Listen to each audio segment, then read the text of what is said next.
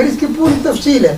کہنے کا میرا مطلب یہ کہ ہم نے جو اصلی حکم جو پیغام لائے تھے 1,24,000 پیغمبر، وہ ایک پیغام تھا، اللہ کی وحدانیت. اب کہیں گے اللہ کی وحدانیت تو ہم سب مانتے نہیں.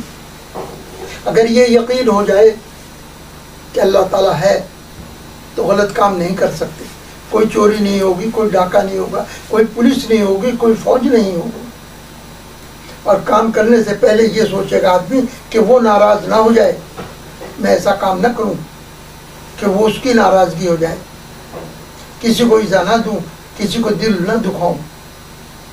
یہ اس کا طریقہ تھا. اور پھر یہ کہ ایک پیغام تھا اور پیغام لانے والا. اب پیغام لانے والے کو اگر نکال دو تو اس پیغام کو نہیں سمجھ سکتے. اس لیے پیغام لانے والا اور پیغام دونوں کو ساتھ ساتھ چلنا تھا قیامت تک کے.